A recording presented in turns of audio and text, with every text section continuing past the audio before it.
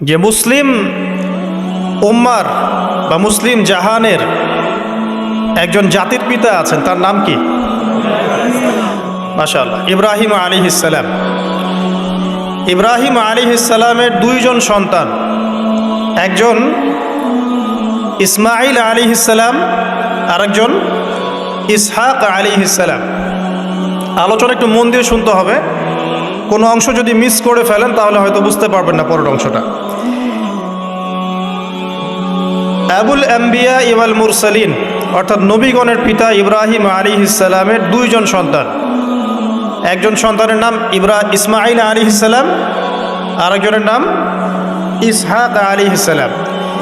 ইসমাইল আলাইহিস সালাম জন্ম নিয়েছেন হাজেরা আলাইহিস সালামের গর্ভে, আর হাজেরা আলাইহিস সালামকে রেখে আসা হয়েছে কোথায়? মক্কায়। তো এখান থেকে ইসমাইল আলাইহিস সালামের বংশ চলতে চলতে এক পর্যায়ে এই বংশে সর্বশেষ এবং চূড়ান্ত নবী মুহাম্মদ সাল্লাল্লাহু আলাইহি ওয়াসাল্লামের জন্ম হয়। ঠিক আছে, তাহলে আমরা হচ্ছি বনু ইসমাইল। ইসমাইল আলাইহিস সালামের বংশের পুরো সিলসিলায় একজন নবী পাওয়া যায়, তিনি হচ্ছেন আমাদের নবী মুহাম্মদুর রাসূলুল্লাহ সাল্লাল্লাহু আলাইহি ওয়াসাল্লাম। আর আরেকজন সন্তান ইব্রাহিম আলাইহিস সালামের, তার নাম কি? ইসহাক আলাইহিস সালাম। ইসহাক আলাইহিস সালাম জন্মগ্রহণ করেছেন সারা আলাইহিস সালামের গর্ভে। ইসমাইল আলাইহিস সালামের দ্বিতীয় স্ত্রী, আসলে তিনিই প্রথম স্ত্রী ছিলেন, আরেকজন স্ত্রী তো হাজরা আলাইহিস সালাম, তিনি পরবর্তীতে এসেছেন। প্রথমে তিনিই ছিলেন, সারা আলাইহিস সালামই প্রথম স্ত্রী। তো তার গর্ভে জন্ম লাভ করেন ইসহাক আলাইহিস সালাম। তো আমরা বুঝতে পারলাম যে নবীগণের একাধিক স্ত্রী ছিল। পশ্চিমা সভ্যতা আমাদেরকে শিখিয়েছে যে একজন সৎ ব্যক্তির একটাই স্ত্রী থাকতে পারে, একজন চরিত্রবান এবং সৎ ব্যক্তির একজন স্ত্রী থাকতে পারে, যার একাধিক স্ত্রী আছে তার চরিত্র ভালো না। এটা পশ্চিমারা আমাদেরকে শিখিয়েছে, এবং পশ্চিমা গোলক ধাঁধায় যারা নিজেদের দর্শন হারিয়ে ফেলেছে তারাও এই মতাদর্শে বিশ্বাস করে। তবে তারা এটা বিশ্বাস করে যে একজন স্ত্রী থাকলেও একাধিক মেয়ের সাথে শারীরিক সম্পর্ক রাখা ভালো। আর ইসলাম বিশ্বাস করে যে যদি কারোর সাথে শারীরিক সম্পর্ক রাখতেই হয় তাকে স্ত্রীর মর্যাদা দিতে হবে। তো যাই হোক, ইব্রাহিম আলাইহিস সালামের দুইজন স্ত্রী ছিলেন। সারা আলাইহিস সালামের গর্ভে ইসহাক আলাইহিস সালাম জন্মলাভ করেন, এবং সেটা অনেক দেরিতে, অনেক বয়স হওয়ার পরে, বার্ধক্যে উপনীত হওয়ার পরে। তো ইসহাক আলাইহিস সালামের ছেলের নাম হচ্ছে ইয়াকুব আলাইহিস সালাম, তারা থাকতেন শামে। আর ইসমাইল আলাইহিস সালাম তারা থাকতেন মক্কায়। দুইটা জায়গা আপনি চিনতে পারছেন, আরেকটা হচ্ছে মক্কা। মক্কা ইসমাইল আলাইহিস সালাম, যার সিলসিলায় মুহাম্মদ সাল্লাল্লাহু আলাইহি ওয়াসাল্লাম, আমরা যার উম্মত। আর ওই যে শাম দেশ, সিরিয়া, জর্ডান, লেবানন, এই জায়গাটাকে বলা হয় শাম। ইসহাক আলাইহিস সালাম যিনি সারা আলাইহিস সালামের গর্ভে জন্ম নিয়েছেন। ঠিক আছে, ওকে। এবার ইসহাক আলাইহিস সালামের পরবর্তী জেনারেশন, তার নাম হচ্ছে ইয়াকুব আলাইহিস সালাম। আর ইয়াকুব আলাইহিস সালামের আরেকটা নাম হচ্ছে ইসরাইল। কি নাম? ইসরাইল। এই কারণে ইয়াকুব আলাইহিস সালামের বংশধরদেরকে বলা হয় বনু ইসরাইল। এবার বুঝতে পারছেন বনু ইসরাইল কাদেরকে বলা হয়? আচ্ছা, এখন এই ইয়াকুব আলাইহিস সালামের অনেক সন্তান ছিলেন। সূরা ইউসুফ পড়ে দেখেন, 11-12 জন পুত্র সন্তান ছিলেন, বা 13 জনের কথা এসেছে, আরও থাকতে পারে, আল্লাহু আলাম। এখানে এতটুকু এসেছে। ইউসুফ আলাইহিস সালাম তার একজন সন্তান, ঠিক আছে, যাকে তার ভাইরা কুয়ায় ফেলে দেয়। ঠিক আছে, কুয়ার থেকে ইউসুফ আলাইহিস সালাম চলে গেলেন মিশরের রাজার বাসায়। এটা তো পড়েছেন। আচ্ছা, আমি কিন্তু ডিটেলস বলতে পারবো না খুতবায়, শুধু লাইনগুলো টাচ করছি। কুয়া থেকে চলে গেলেন, ভাইদের ষড়যন্ত্রে কুয়ায় তিনি পড়লেন, তাকদিরের এভাবেই তাকদির লেখা ছিল। তারপরে সেখান থেকে মিশরের রাজার বাসায়, ঠিক আছে, সেখান থেকে সেই যে রাজার স্ত্রী তাকে আহ্বান করলো, তিনি বললেন যে মাআয আল্লাহ, আমি আল্লাহকে ভয় করি। এরপর সেখান থেকে জেলখানায় বিনা অপরাধে তিনি 12 বছর জেল খাটলেন। আর সেখান থেকে তিনি বের হয়ে আবার যখন আসলেন, তখন মিশরের কি প্রায় খাদ্যমন্ত্রী বলা যায়। মিশরের বড় একটা পলিটিক্যাল পদ আল্লাহ পাক তাকে দিলেন। ঠিক আছে, তাহলে মিশরে কিভাবে বনু ইসরাইল আসলো? ইউসুফ আলাইহিসসালামের মাধ্যমে। ঠিক আছে, ইউসুফ আলাইহিসসালামের মাধ্যমে মিশরে বনু ইসরাইলের আগমন হলো। এর আগ পর্যন্ত বনু ইসরাইল থাকতো ওই যে প্যালেস্টাইনে। এখন ইউসুফ আলাইহিসসালামের শাসনামল যতদিন ছিল ততদিন পর্যন্ত বনু ইসরাইল মিশরে খুব ভালোভাবেই জীবনযাপন করত। কিন্তু যখন তার যুগটা চলে গেল তখন সেখানে ফেরাউনদের যুগ আসলো। কাদের যুগ? ফেরাউনদের যুগ। আর ফেরাউন শব্দের অর্থ হচ্ছে এটা একটা রাষ্ট্রীয় পদ, যেমন প্রেসিডেন্ট, প্রাইম মিনিস্টার এমন পদ আছে। ফেরো বা ফেরাউন এটা হচ্ছে একটা রাষ্ট্রীয় পদের নাম। তো ফেরাউনের আসল নাম হচ্ছে রেমেসিস। কি নাম? রেমেসিস। রেমেসিস 1, রেমেসিস 2 এরকম করে নাম থাকে আর কি। আর যে ফেরাউনের মমিটা আমরা পেয়েছি তারও একটা নাম আছে। তার নাম হচ্ছে, আমি এনসাইক্লোপিডিয়া ব্রিটানিকা থেকে এটা পেয়েছি, তার নাম হচ্ছে মনেপ্তাহ। যে ফেরাউনের মমিটা আমরা পেয়েছি এর নাম হচ্ছে মনেপ্তাহ। তার মূল নাম, তাকে রেমেসিস বলা হতো, আর তার টাইটেল হচ্ছে ফেরো বা ফেরাউন। ঠিক আছে, এখন এই ফেরাউনদের সময় ইউসুফ আলাইহিসসালামের রেখে যাওয়া সেই যে বনু ইসরাইল, এরা আর উন্নত জীবনযাপন করতে পারল না।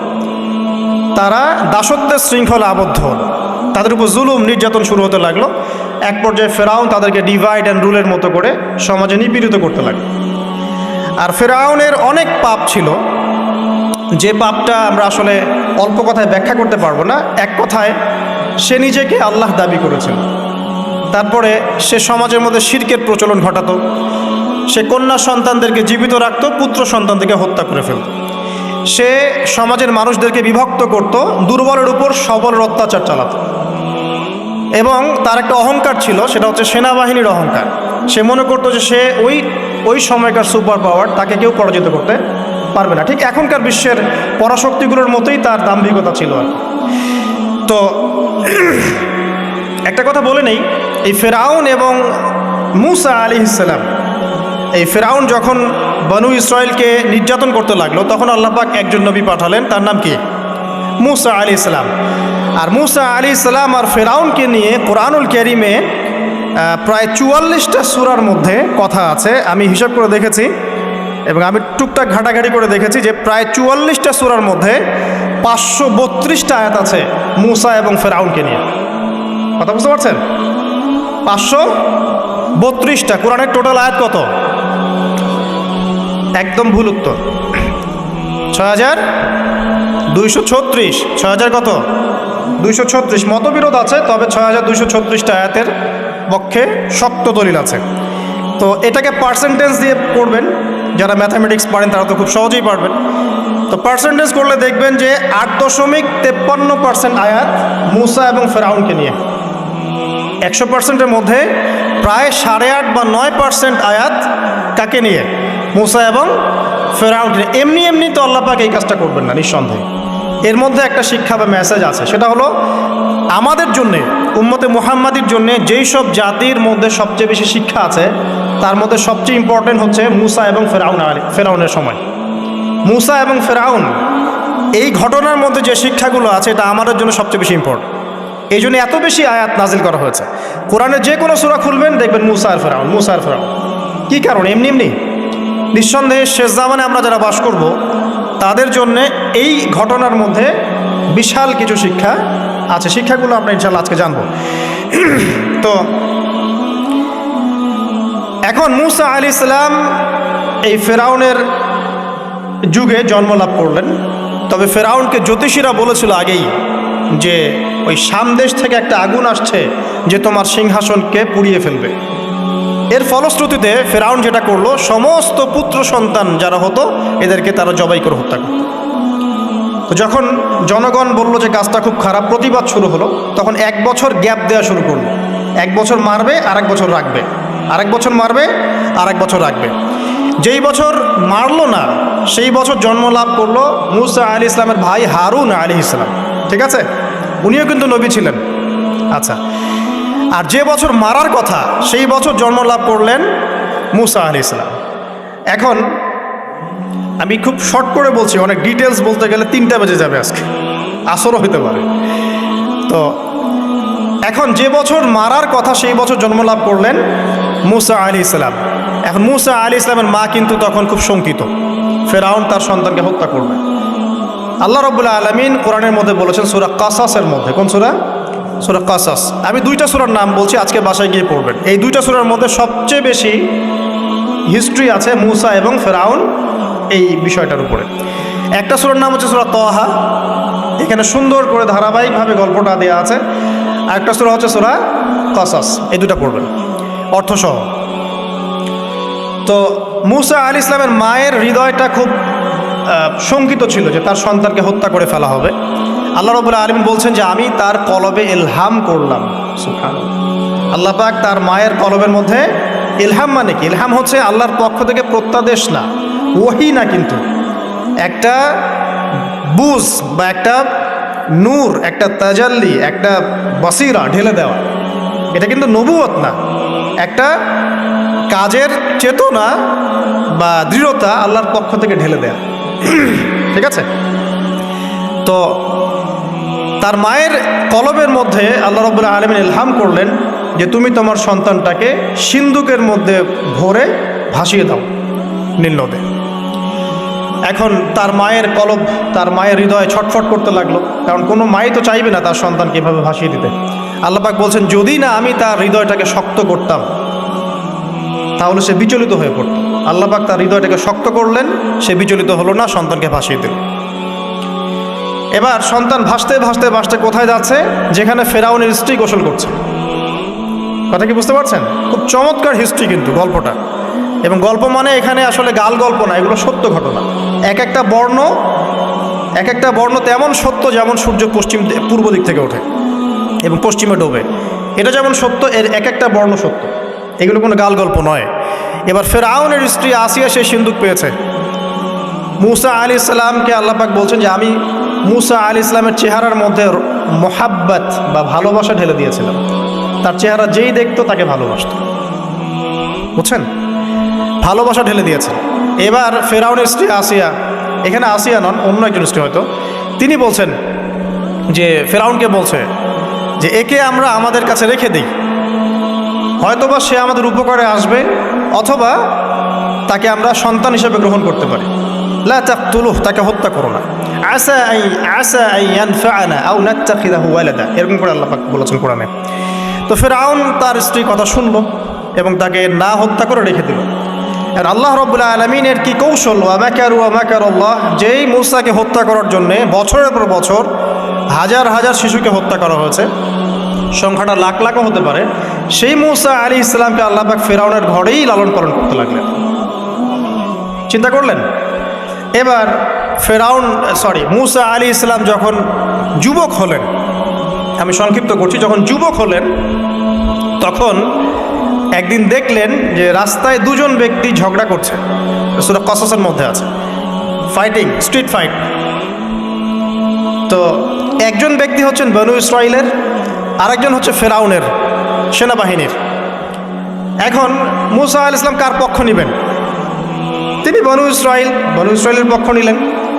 তিনি গিয়ে তাকে বাঁচানোর চেষ্টা করলেন এবং শুধু একটা ঘুষি দিয়েছেন, ফাওয়াকাযাহু, একটা ঘুষি, ফাকাদা আলাইহি, এবং এই একটা ঘুষিতেই সেই ব্যক্তি ডেড।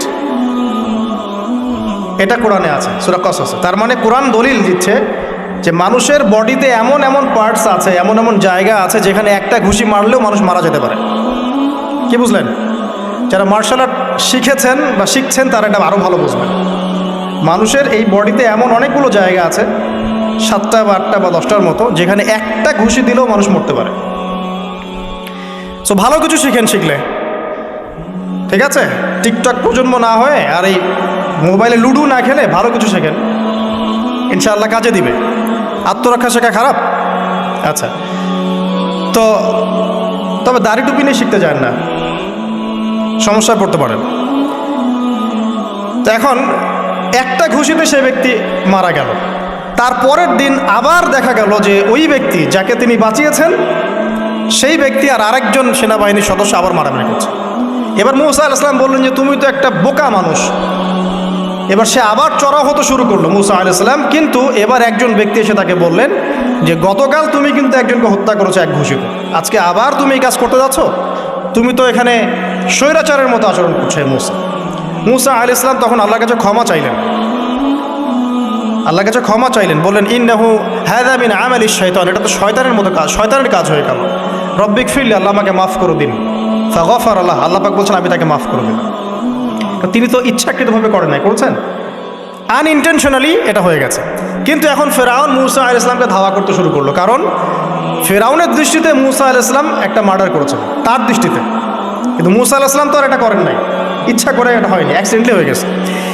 এখন মুসা আলাইহিস সালামকে এক ব্যক্তি এসে বলল তুমি এখান থেকে তাড়াতাড়ি পালাও, এই মিশরে থাকলে ফেরাউন তোমাকে ধরে এখন শাস্তি দিবে। এখন মুসা আলাইহিস সালাম বাধ্য হয়ে মিশর থেকে চলে যাচ্ছেন কোথায়? মাদিয়ান। কোন জায়গা? মাদিয়ান। এটাও আরবের মধ্যে একটা জায়গা, যেই জায়গার নবী হচ্ছেন শুআইব আলাইহিস সালাম। কি নাম? আচ্ছা, এবার শুআইব আলাইহিস সালামের সেই কওমে মুসা আলাইহিস সালাম গেলেন, না খাবার আছে, না পানি, না কাপড়, কিছুই নাই, একদম রিক্ত হস্ত। সেখানে গিয়ে তিনি দেখলেন যে এমনই একটা জলাশয়, হয়তোবা আল্লাহ ভালো জানেন, সেই জলাশয়ের কাছে কিছু মানুষ পানি পান করাচ্ছে গবাদি পশুদেরকে। আমি কি বুঝতে পারছি? আচ্ছা, তো দূরে দুজন মেয়ে দাঁড়িয়ে আছে, এই দুজন মেয়ে অনেকক্ষণ থেকে দাঁড়িয়ে আছে, তারা পানি পান করাতে পারছে না। মুসা আলাইহিস সালাম অনেকক্ষণ থেকে অবজার্ভ করছেন যে মেয়ে দুটো পানি পান করাতে পারছে না গবাদি পশুদেরকে। তিনি প্রথমে একটু অস্বস্তি বোধ করলেন, তারপরে আবার গেলেন তাদের কাছে, গিয়ে বললেন কি সমস্যা। তখন সেই মেয়েরা বলল যতক্ষণ পর্যন্ত আমার কওমের লোকেরা এখান থেকে সরে যায় না ততক্ষণ আমরা পানি পান করাতে পারি না, কারণ আমরা দুর্বল, মেয়ে মানুষকে টাইম দিচ্ছেন আর কি। আর এদিকে আমাদের বাবা অত্যন্ত বৃদ্ধ মানুষ, বাসায় পড়ে আছেন একা। তখন মুসা আলাইহিস সালাম যুবক ছিলেন এবং তিনি কিন্তু শক্তিশালী ছিলেন, কওয়িউন আমিন, বিশ্বস্ত এবং শক্তিশালী। ওই যে এক ঘুষিতে মানুষ মারা মানুষ, কি মনে করছেন? তো তিনি এবার ওই গবাদি পশুদেরকে নিয়ে এসে পানি পান করালেন। পানি পান করিয়ে তিনি একটা গাছের ছায়ায় গিয়ে বসলেন। এই প্রত্যেকটা কথা কিন্তু কোরআনে আছে, প্রতিটা কথাই। সূরা কসস পড়েন, সূরা তাহা পড়েন। গাছের ছায়ায় বসে তিনি একটা দোয়া করছেন, এবার হাত উঁচু করে দোয়া করছেন, রব্বি, হে আমার প্রতিপালক, ইন্নী লিমা আনজালতা ইলাইয়া মিন খায়রিন ফাকির, হে আল্লাহ, আপনি আমার প্রতি যে রহমত বা যে করুণা বর্ষণ করবেন এর জন্য আমি ফকির হয়ে বসে আছি। দোয়ার ভাষাটা শুনছেন? আল্লাহ, আপনি আমার প্রতি যে করুণা বর্ষণ করবেন আমি এর জন্য ফকির হয়ে বসে আছি। তো প্রত্যেকটা নেক কাজ করার পরে এরকম দোয়া করা সুন্নত, দোয়া কবুল হয়ে যাবে ইনশাআল্লাহ। দোয়া সাথে সাথে কবুল হয়ে গেল। এখন ওই দুইজন মেয়ের মধ্যে একজন মেয়ে হেঁটে হেঁটে আসছে, ওই মেয়ে কিভাবে হেঁটে এসেছে সেটাও কোরআন বলেছে, কিভাবে হেঁটে এসেছে সেটাও কোরআনে বলেছে সূরা কসসের মধ্যে। সূরা কসসে আল্লাহ পাক বলছেন ওই দুইজন মেয়ের মধ্যে একজন হেঁটে হেঁটে আসলো লাজুক পায়ে। কেমন পায়ে? লাজুক পায়ে। যেই চলাফেরা আপনি এখনকার মেয়েদের মধ্যে দেখতে পারবেন না। এখনকার মেয়েদের হাঁটার মধ্যে লজ্জা আছে, লজ্জাশীলতার সাথে লাজুক ভঙ্গিতে সেই মেয়ে হেঁটে হেঁটে আসলো। আল্লাহ পাক সেই কথাটাও কোরআনে বলেছেন। এখনকার যে পশ্চিমা সংস্কৃতির অনুকরণ করে যে মেয়েরা, এদের মধ্যে আপনি এই ভাবটা পাবেন। তাদের হাঁটা দেখলে আপনি মনে হবে লজ্জা আছে ভিতরে কোনো। এই বিষয়টা নিয়ে খুব ভাবছিলাম। দেখেন সূরা আরাফের মধ্যে আল্লাহ পাক বলেছেন শয়তান তোমাদের পিতা এবং মাতাকে জান্নাত থেকে বের করে দিয়েছে, তোমরা শয়তান সম্পর্কে সতর্ক থেকো। যখন জান্নাত থেকে বের হয়ে যাবেন তার আগে যখন তারা ওই যে গাছের কাছে গিয়েছেন, সর্বপ্রথম যে ঘটনা ঘটেছে সেটা হলো গায়ের কাপড় খুলে গেছে। আমার কথা বুঝতে পারছেন না? ওই ফলের কাছে যাওয়ার পর সর্বপ্রথম যে ঘটনা ঘটেছে জান্নাতে, নিজেদের গায়ের কাপড় খুলে গিয়েছিল। এরপরে গাছের ছাল এবং গাছের যে বড় বড় পাতা জান্নাতের, এগুলো দিয়ে তারা লজ্জাস্থান ঢাকা শুরু করেছিলেন। এটাও কোরআনে আছে। এখন আল্লাহ পাক যখন নামিয়ে দিচ্ছেন দুনিয়াতে, আদম সন্তানদেরকে আল্লাহ পাক বলছেন যে তোমরা শয়তান সম্পর্কে সতর্ক থেকো, শয়তান কিন্তু তোমাদের পিতা মাতার কাপড় খুলে নিয়েছিল। কথা বুঝতে পারছেন? এখন খেয়াল করে দেখেন যে কাপড় খুলে নেওয়া দরকার হচ্ছে না, মানুষ অটোমেটিক কাপড় খুলে দিচ্ছে। কথা কি বুঝতে পারছেন? মনে করে একটা এক্সাম্পল দিই, আল্লাহ না করুক, ধরে এই মাঠের মধ্যে 1 লক্ষ মানুষকে জড়ো করে এই মাঝখানে শহীদ মিনারের কাছে যদি আপনাকে কেউ জোর করে 10 জন মানুষ ধরে কাপড় খুলতে চায়, আপনার কেমন লাগবে? চিন্তা করেন, পুরুষ হিসেবে চিন্তা করেন, মহিলা কথা বাদ দেন। আপনি তো পুরুষ, আমাদের কি ভালো লাগবে? আমাদেরকে যদি বলে যে মেরে ফেলবো অথবা কাপড় খুলতে হবে, কোনটা নিবা? আপনি বলবেন হয়তো মারে ফেল, তাও ভালো, তাই না? তাহলে ওই মানুষদের কথা চিন্তা করেন যারা ইচ্ছায় স্বেচ্ছায় লক্ষ লক্ষ মানুষের সামনে কাপড় খুলে ফেলছে। কেউ বাধ্য করছে না, কোনোভাবেই কেউ বাধ্য করছে না, নিজের ইচ্ছায় পুরুষ না নারী কাপড় খুলে ফেলছে। মিউজিক ইন্ডাস্ট্রি বলেন, ফিল্ম ইন্ডাস্ট্রি বলেন, এই যে এখনকার যে শোজগুলো বলেন, হাওয়ায় তো মারতেছে দেশ এখন, তাই না? তো এই যে বিষয়গুলো দেখছেন, get up, dress up, dress code, মানুষ কি এটাকে জোর করে খুলে নিয়েছে গা থেকে? ইচ্ছা করে খুলে দিয়েছে। তাহলে এদের অবস্থান চিন্তা করেন যে এদেরকে কার সাথে তুলনা করবেন আপনি এখন? যদি বলেন পশুর সাথে, আমি বলবো তুলনা ঠিক হয়নি, কারণ কোনো পশুও নগ্ন চলে না। চলে? কোনো পশু নগ্ন চলে না। তুলনা একটা জাতির সাথে করতে পারেন। ওই যে ব্রাজিলের আমাজন জঙ্গল আছে, ওখানে দেখবেন যারা সমাজ থেকে টোটালি ডিটাচড, জানে না কাপড় কেমন করে পরতে হয়, সভ্যতা কি, সংস্কৃতি কি, ন্যায় কোনটা অন্যায় কোনটা, ওদের গেট আপগুলো দেখবেন, এদের গেট আপগুলো দেখবেন সেম। তাহলে এদের আদর্শ কোথায়? আল্লাহ পাক সূরা আরাফে বলছেন, শয়তান থেকে সতর্ক থেকো, তোমাদের পিতামাতার কিন্তু তারা কাপড় খুলে ফেলেছিল শয়তান, তোমাদের কাপড় যেন শয়তান খুলতে না পারে, আল্লাহ পাক সতর্ক করেছেন। আর এখন আপনি খেয়াল করে দেখবেন, জোর করে না, স্বেচ্ছায় মানুষ কাপড় খুলে ফেলছে, এবং তারা পুরুষ না নারী। তো যে জায়গায় আসছিলাম, ওই মেয়ের হেঁটে আসাটা আল্লাহ রাব্বুল আলামিন ব্যাখ্যা করেছেন। সেই মেয়ে, দুইজন মেয়ের একজন মেয়ে হেঁটে হেঁটে আসছে মূসা আলাইহিস সালামের কাছে লাজুক ভঙ্গিতে, লজ্জায় মুখ নত করে, লজ্জাশীলতার সাথে এসে বলছেন যে আমার বাবা আপনাকে ডাকছে। তার বাবাকে? শুআয়ব আলাইহিস সালাম, আমার বাবা আপনাকে ডাকছে। এবার তিনি গেলেন শুআয়ব আলাইহিস সালামের কাছে, গিয়ে তার কিসসা বা কাহিনীটা বললেন। শুআয়ব আলাইহিস সালামও কিন্তু একজন নবী এবং জবরদস্ত নবী। বলে রাখি, শুআয়ব আলাইহিস সালামের কওম সর্বপ্রথম সেই কওম যাকে ভূমিকম্প দিয়ে ধ্বংস করা হয়েছিল। সর্বপ্রথম পৃথিবীতে ভূমিকম্প দিয়ে যে কওমকে ধ্বংস করে দেওয়া হয়েছে সেটা হচ্ছে শুআয়ব আলাইহিস সালামের কওম। আর তিনটা বড় বড় ভূমিকম্প আমাদের সামনে অপেক্ষা করছে শেষ জামানায়। তিনটা হবেই, একটা পৃথিবীর পশ্চিম দিকে, একটা পৃথিবীর পূর্ব দিকে। আর পূর্ব দিক বলতে কিন্তু আমাদের দিক, Indonesia, Malaysia, Bangladesh, Pakistan, Sri Lanka, India, এই পুরো জায়গা হচ্ছে পূর্ব দিক। আর পশ্চিমা সভ্যতা তো বোঝেন পশ্চিম কোন দিকে। আর একটা হবে পৃথিবীর মাঝখানে। মাঝখান কোনটা? এই যে জাজিরাতুল আরব, এখানে একটা হবে। এটা হবেই, কোনো বিজ্ঞানী ঠেকাতে পারবে না। তো শুআয়ব আলাইহিস সালামের কওম সেই কওম যাকে ভূমিকম্প দিয়ে ধ্বংস করা হয়েছিল। তো এখন মূসা আলাইহিস সালাম তার কাছে গিয়ে তার ঘটনাগুলো বললেন। শুআয়ব আলাইহিস সালাম তাকে বললেন, ঠিক আছে, আমার মেয়ের একটা দাবি। আমার মেয়ে বলেছে যে তুমি হচ্ছ বিশ্বস্ত এবং শক্তিশালী, তোমাকে যেন আমি আমার কাজে নিয়োগ করি। আসলে মেয়ে বাবাকে ইঙ্গিত একটা মানে মনের ভাব ব্যক্ত করেছে আর কি। তখন তার বাবা সেই ভাবটা বুঝতে পেরেছেন। তিনি বলেছেন, ঠিক আছে, আমি আমার এই মেয়ের সাথে তোমাকে বিয়ে দিব। শর্ত কি? শর্ত হচ্ছে তোমাকে 8 বছর আমার এখানে কাজ করতে হবে। 8 বছর, কত বছর? 8 বছর কাজ করার বিনিময়ে আমি তোমাকে আমার মেয়ের সাথে বিয়ে দিচ্ছি। আর যদি তুমি চাও তাহলে 10 বছর পূর্ণ করতে পারো। ঠিক আছে? তো মূসা আলাইহিস সালাম বলেন, ঠিক আছে, আমাদের মাঝে আল্লাহ পাক সাক্ষী হিসেবে যথেষ্ট। এবার সেখানে মূসা আলাইহিস সালাম তার সংসার শুরু করলেন। 10 বছর অতিবাহিত হলো। তারপরে এখন মিশরে ফিরে যাওয়ার পালা।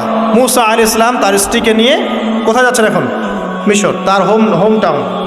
ঠিক আছে, মাদারল্যান্ড। কিন্তু যাত্রা পথে তুয়া উপত্যকায় বিভিন্ন কিতাবে এসেছে তার স্ত্রীর প্রসব বেদনা শুরু হয়। তখন তিনি আগুন তালাশ করতে থাকেন। আগুন তালাশ করতে করতে আস্তে আস্তে তিনি এমন একটা জায়গার দিকে চলে যান, তুয়া উপত্যকায়, যেখানে দেখেন যে গাছের উপর আগুন জ্বলছে। এবং তখন আগুনকে ফলো করতে করতে হঠাৎ তিনি এক গায়েবী আওয়াজ শুনতে পান। আওয়াজটা হচ্ছে এমন, আমি একটু পড়ে শোনাই। আওয়াজটা হচ্ছে এমন যে, ইন্নী আনা রব্বুক ফাখলা'না আলাইক ইন্নাকা বিল ওয়াদিল মুকদ্দাস তুয়া। এই আওয়াজটা আল্লাহ পাকের। কার আওয়াজ? সুবহানাল্লাহ। আল্লাহ পাক মূসা আলাইহিস সালামের সাথে কথা বলছেন এই জায়গায়। আল্লাহ পাক বলছেন, নিশ্চয়ই আমি তোমার রব, তোমার জুতা খুলে ফেলো, কারণ তুমি একটা পবিত্র উপত্যকায় আছো। চিন্তা করতে পারেন? ওয়া আনা ইখতারতুকা, এবং আমি তোমাকে বাছাই করেছি হে মূসা, ফাসতামি' লিমা ইউহা, তুমি খুব মনোযোগ দিয়ে শোনো আমি তোমার কাছে যা ওহী করছি এটা মনোযোগ দিয়ে শোনো। ইন্নানি আনা আল্লাহ, নিশ্চয়ই আমি আল্লাহ। আল্লাহ বলছেন ইন্নানি আনা আল্লাহ, নিশ্চয়ই আমি আল্লাহ।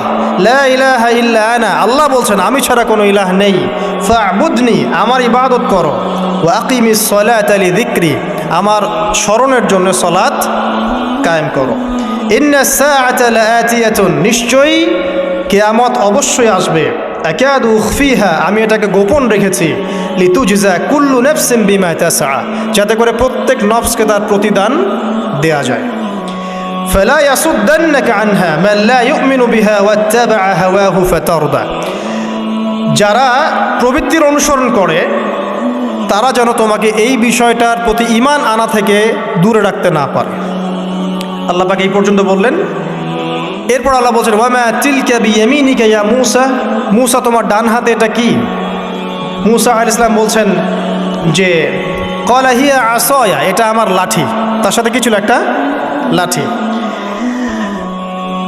আতাওয়াক্কাউ আলাইহা ওয়া আহুশু বিহা আলা গনামি ওয়া লিয়া ফিহা মাআরিব উখরা, এই লাঠি দিয়ে আমি গাছের ডাল ছাঁটি, গবাদি পশুদেরকে চড়াই, এছাড়া আমি আমার বিভিন্ন কাজে লাঠি ব্যবহার করি। আল্লাহ পাক বলছেন ক্বালা আলকিহা ইয়া মূসা, মূসা এটা নিক্ষেপ করো দেখি, হাত থেকে ছুঁড়ে মারো। মূসা আলাইহিস সালাম ছুঁড়ে মারলেন। ফাআলকাহা, তিনি ছুঁড়ে মারলেন। ফাইদা হিয়া হাইয়াতুন তাসআ, সাথে সাথে লাঠিটা ছোটাছুটি শুরু করলো সাপের মতো। অন্য সূরায় আছে এই দৃশ্য দেখার সাথে সাথে মূসা আলাইহিস সালাম উল্টা দিকে দৌড় দিয়েছিলেন। স্বাভাবিক, ভয় পাওয়া স্বাভাবিক। তো তখন আল্লাহ পাক বলেছিলেন যে তুমি ভয় পেও না, আমার কাছে নবীগণ ভয় পায় না। ঠিক আছে, অন্য সূরা এগুলো আছে, আমি শর্ট করে বলছি। এরপরে আল্লাহ পাক বললেন ক্বালা খুযহা ওয়া লা তাখাফ, তুমি এটাকে ধরো, এটাকে ভয় পেও না। সানুঈদুহা সিরাতাহাল উলা, তুমি ধরা মাত্রই সেটা আবার লাঠিতে রূপান্তরিত হবে। আরেকটা কাজ করো, ওয়াদমুম ইয়াদাকা ইলা জানাহিক, তোমার হাতটাকে বগলের নিচে নিয়ে যাও।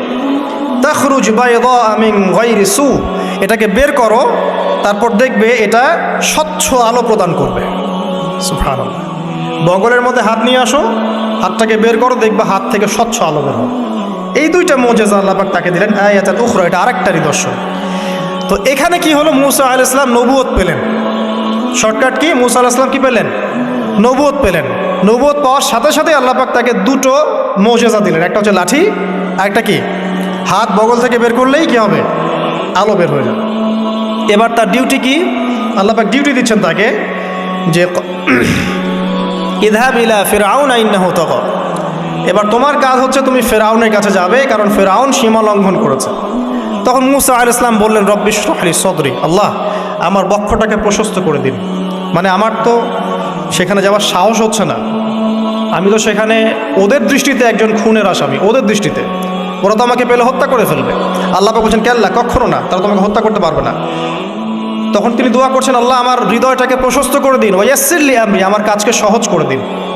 ওয়াহলুল উকদাতাম মিন লিসানি, আমার লিসান, আমার জিহ্বায় জড়তা আছে আল্লাহ, এটাকে দূর করে দিন।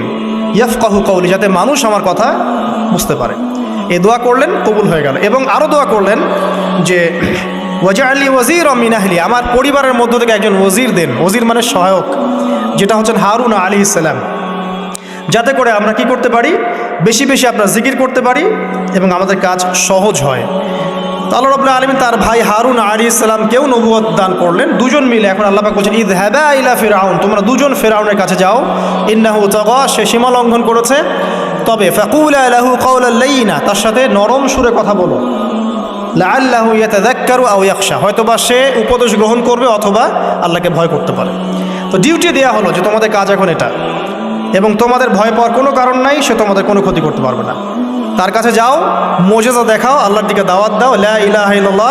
যদি সে দাওয়াত কবুল করে আলহামদুলিল্লাহ, যদি না করে তাহলে আমি আল্লাহ তার জন্যে যথেষ্ট। এবার শর্ট করে নিয়ে আসি, মূসা আলাইহিস সালাম সেখানে গেলেন, যাওয়ার পরে ফিরআউনকে দাওয়াত দিলেন। তো ফিরআউন বলছে ক্বালা ওয়ামা রাব্বুকুম ইয়া মূসা, কোন রবের কথা বলছো? তো মূসা আলাইহিস সালাম ব্যাখ্যা করলেন আমি সেই রবের কথা বলছি যে রব আসমান সৃষ্টি করেছেন, জমিন সৃষ্টি করেছেন, যেভাবে তাওহীদের দাওয়াত দিতে হয় সব দিলেন। এরপরেও ফেরাউন সেটা গ্রহণ করলো না। তখন মূসা আলাইহিস সালাম বললেন যদি আমি তোমাকে কোনো বড় নিদর্শন দেখাই তারপরেও কি বিশ্বাস করবে না? তখন ফেরাউন বলল যে দেখাও দেখি। তখন তিনি লাঠি ছুঁড়ে মারলেন, সাপ হয়ে গেল। এই দৃশ্য থেকে ফেরাউনের পরিবারের সবাই ভয় পেয়েছিল। কিন্তু পলিটিক্যাল স্বার্থে ফেরাউন বলেছিল যে সে একজন বড় জাদুকর, জনগণকে তো বোঝাতে হবে কিছু, নিজে ভয় পেলেও জনগণকে তো কিছু বোঝাতে হবে। সে জনগণকে বলছে আসলে সে একজন বড় জাদুকর, সে চাচ্ছে তোমাদের ন্যাশনের মধ্যে ফাটল সৃষ্টি করতে। তো এখন কি করা যাবে?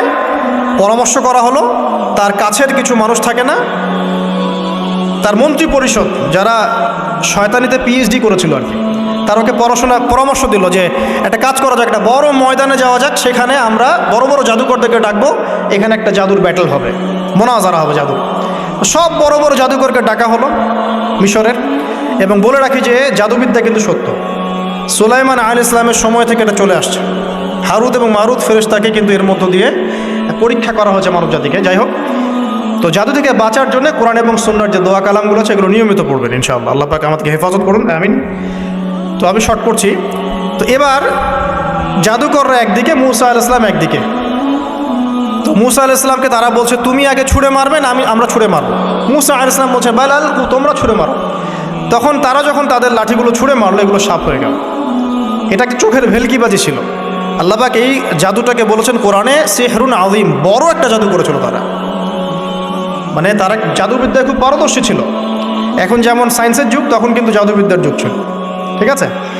তো মূসা আলাইহিস সালাম তারপর কিছুটা ভয় পেয়ে গেলেন। আল্লাহ পাক বলেন তুমি ভয় পেও না, বরং তোমার লাঠি ছুঁড়ে মারো, ইন্নাকা আনতাল আ'লা, তুমি বিজয়ী হবে ইনশাআল্লাহ তাআলা। এরপর মূসা আলাইহিস সালাম লাঠি ছুঁড়ে মারার সাথে সাথেই তার লাঠিটা যে সাপে রূপান্তরিত হলো, এই সাপটা বাকি সব সাপকে খেয়ে ফেলল। এই দৃশ্য দেখার সাথে সাথেই ওই জাদুকর যারা ছিল, সবচেয়ে বড় বড় জাদুকর, একটা সমাজে সবচেয়ে বড় বড় জাদুকর, সাথে সাথে মুসলিম হয়ে গেল। বললো যে ক্বালা আমান্না বিরব্বি হারুন ওয়া মূসা, আমরা মূসা এবং হারুনের রবের প্রতি ঈমান নিয়ে আসলাম। তখন ফিরআউন বলল যে ও আচ্ছা, তাহলে ইন্নাহু কাবীরুকুম আল্লামাকুমুস সিহর, তাহলে মূসাই হচ্ছে তোমাদের লিডার, যে তোমাদেরকে জাদু শিখিয়েছে। তাহলে পলিটিক্যাল লোকজনের কথাগুলো এরকমই হয়, সত্য কখনো স্বীকার করতে যাবে। তো যে তাহলে মূসাই মনে হয় তোমাদের চেয়ে বড় জাদুকর, তাহলে তোমাদের শাস্তি দিব এবার আমরা। কী শাস্তি? ওই যে শুলদণ্ড দিয়ে ডান দিকের হাত বাম দিকের পা কেটে ফেললো। চিন্তা করতে পারেন, একদিকের হাত একদিকের পা কেটে শুলদণ্ড দিয়ে ঝুলিয়ে রাখলো। তখন এই জাদুকররা এমন একটা কথা বলেছে যেটা পড়লে আমাদের চোখ দিয়ে পানি পড়ে যায়।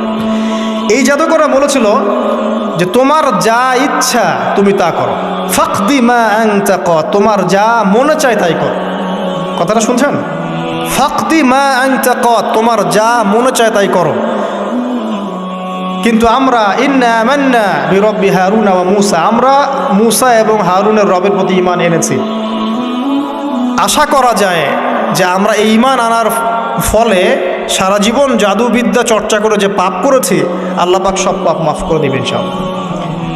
দেখেন, একটা সেজদা না করেও তারা জান্নাতে চলে গেল।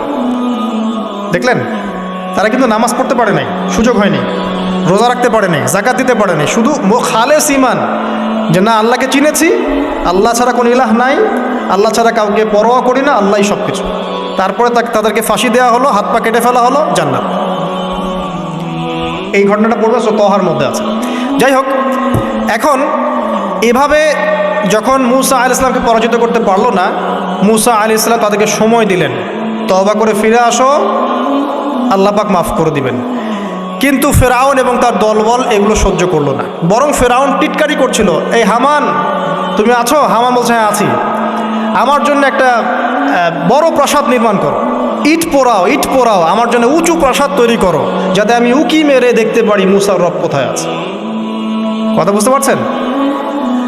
আমার কাছে মনে হয় হয়তোবা, আল্লাহু আ'লাম, হয়তোবা এই আয়াতটা মিশরের পিরামিডের দিকে ইঙ্গিত করছে, হয়তোবা, আমি জানি না সঠিক, আমি মানে 100% নিশ্চিতভাবে বলতে পারবো না, কিন্তু আমার কাছে মনে হয় হয়তোবা এটা সেই সময়কারই ঘটনা যে হামান ইট পোড়াতে থাকো, ইট এবং পাথর পোড়াও, উঁচু উঁচু উঁচু একদম সর্বোচ্চ কিছু তৈরি করো, প্রাসাদ তৈরি করো, যাতে করে আমি তার উপরে উঠে মূসার ইলাহকে দেখতে পারি। এটা কার কথা ছিল? ফেরাউনের। এটা করাও হয়েছে। এরপরে 9টা আযাব আল্লাহ পাক দিয়েছেন। কয়টা? 9টা। একবার সতর্ক করা হয়, যদি না শোনে আল্লাহ পাক আযাব দিলেন রক্তের, সমস্ত পানি রক্ত হয়ে গেল। এবার ফেরাউন এবং তার লোকজন এসে বলে আমরা তওবা করব, মূসা তুমি দোয়া করো আল্লাহর কাছে, আল্লাহ যেন সরিয়ে দেয়। মুসা আলাইহিস সালাম দোয়া করেন, আযাব সরে যায়, তারা আবার নাফরমানি শুরু করে। কথা বুঝতে পারছেন? তারপরে আযাব আসলো ব্যাঙের, সবখানে ব্যাঙ দিয়ে ভর্তি। তারপরে আবার তওবা করার প্রত্যয় ব্যক্ত করলো, তওবা করলো না, আবার আযাব। এরপরে আযাব উকুনের, কিসের? উকুন। এভাবে একটা একটা করে আসতে থাকলো। এবার প্লেগ, তারপর ফড়িং। প্লেগ এমনভাবে এসেছিল যে একদিনেই 70,000 মানুষ মারা গেছে। এভাবে 9টা আযাব আল্লাহ পাক দিলেন, কিন্তু ফেরাউন কিছুতেই ঈমান আনলো না। এবার সব শেষ পালা। সর্বশেষে মুসা আলাইহিস সালাম বললেন যে বনু ইসরাইলকে আমার সাথে যেতে দিবা কিনা সেটা বল। তো এখন যেহেতু অনেক মানুষ মারা যাচ্ছে প্লেগে, সবশেষে গিয়ে মুসা আলাইহিস সালামের কাছে ফেরাউন এবং তার এই যে হামান, কারুন, যারা যারা ছিল, এরা নমনীয় হলো এবং বলল, ঠিক আছে, তোমরা বনু ইসরাইলকে নিয়ে এখান থেকে বের হয়ে যাও, মিশরে আমরা আর কোনো আপদ চাই না, তোমরা চলে যাও এখান থেকে। এবার যখন মুসা আলাইহিস সালাম এবং বনু ইসরাইল এখান থেকে বের হয়ে যাচ্ছেন, বলা হচ্ছে তাদের সংখ্যা ছিল প্রায় 30 লক্ষ, কেউ বলেছেন 40 লক্ষ। সংখ্যাটা ফ্যাক্ট না। বনু ইসরাইলের একটা বড় কম ছিল, 10 থেকে 20% মানুষ মিশরের বনু ইসরাইল ছিল। তারা এখন বের হয়ে যাচ্ছেন রাতের অন্ধকার শেষ হয়ে ফজরের সময়। ফেরাউনের মাথায় আবার শয়তানি চাপলো। সে বলল, না, এদেরকে যেতে দেওয়া যাবে না, যদি চলে যায় ওখানে গিয়ে যদি বিদ্রোহ করে আমাদের উপর হামলা করে, কি করণীয়? ফুল ফোর্স নিয়ে, তার যত সেনাবাহিনী ছিল সমস্ত সেনাবাহিনী নিয়ে ফেরাউন মুসা আলাইহিস সালাম এবং তার কওমকে ধাওয়া করা শুরু করলো পিছন থেকে। এবার মুসা আলাইহিস সালাম যাচ্ছেন, তার কওমকে সাথে নিয়ে, সামনে পড়ে গেল লোহিত সাগর। কোন সাগর? লোহিত সাগর। আর পিছনে ফেরাউনের বাহিনী। এরকম একটা অবস্থায় মুসা আলাইহিস সালামের কওমের কিছু মানুষ বলেছিল, ইন্না লামুদরাকুন, হে মুসা, আমরা তো ধরা পড়ে গেলাম, আমরা তখন যেতে পারবো না, সামনে সাগর, পিছনে ফেরাউন। এই সময় মুসা আলাইহিস সালাম একটা কথা বলেছিলেন, এই কথাটা যে বলতে পারবে বিপদের সময়, আল্লাহ পাক তার সাথে থাকবেন ইনশাআল্লাহ। মুসা আলাইহিস সালাম বলেছিলেন কাল্লা, ওইরকম একটা অবস্থা তিনি বলছেন কাল্লা, কখনো নয়। ইন্না রব্বি মাইয়া সাইয়াহদিন, আমার রব আমার সাথে আছেন, তিনি আমাকে পথ দেখান। কথা বুঝতে পারছেন? ব্যাস, আল্লাহ পাকের সাহায্য নেমে আসলো। তিনি বললেন, লাঠি ছুঁড়ে মারো। লাঠি ছুঁড়ে মারার সাথে সাথেই একটা দুইটা না, 12টা রাস্তা হয়ে গেল, পানি ভেদ করে, সাগর ভেদ করে। আর এই 12টা রাস্তা দিয়ে, এটা কোনো গাল গল্প নয়, 12টা রাস্তা দিয়ে বনু ইসরাইলের 12টা দল চলে গেল, পার হয়ে গেল। আর ফেরাউন এটা অবাক হয়ে দেখছে। এক পর্যায়ে সেও সিদ্ধান্ত নিল যে আমিও আমার ফোর্স নিয়ে ধাওয়া করব। এই যে সে নামলো লোহিত সাগরের, সাথে সাথে পানি আবার আগের জায়গায়। এক মুহূর্তের মধ্যে, মানে এক দিনে পুরো ফেরাউন এবং ফেরাউনের যত সেনাবাহিনী আছে একদিনের মধ্যেই শেষ, পৃথিবী থেকে চিরবিদায়। আল্লাহ পাক এত চমৎকার করে কথাটা বলেছেন, কাম তারাকু মিন জান্নাতি ওয়া উয়ুন, তারা কতই না বড় বড় জান্নাত, মানে বাগান এবং প্রশ্রবণ পার হয়ে চলে গেল। কুনুজি ওয়া মাকামিন কারীম, কত সুন্দর সুন্দর জায়গা তারা ছেড়ে দিয়ে চলে গেল। এবং তারা ধাওয়া করতে লাগলো ফেরাউন মুসার বাহিনীকে। যখন তারা ডুবে গেল, ফামা বাকাত আলাইহিমুস সামাউ ওয়াল আরদ, তাদের জন্য আসমান এবং জমিনের কোনো সৃষ্টি এক ফোঁটা চোখের পানিও ফেলে নাই। এটা আপনি সূরা দুখানের মধ্যে পাবেন, আরও বিস্তারিত আছে। তো এই যে ঘটনাটা ঘটেছে, এই ঘটনাটা ঘটেছে মুহররম মাসের 10 তারিখে। কয় তারিখে? এই হচ্ছে সেই ঘটনা যার স্মরণে আমরা মুহররম মাসের 10 তারিখে সওম রাখি।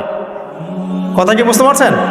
এটাই সেই ঘটনা, যেই ঘটনার ফলশ্রুতিতে এটাকে স্মরণীয় করে রাখতে আল্লাহ পাক কিয়ামত পর্যন্ত এই আশুরার সওমটাকে রেখে দিয়েছেন।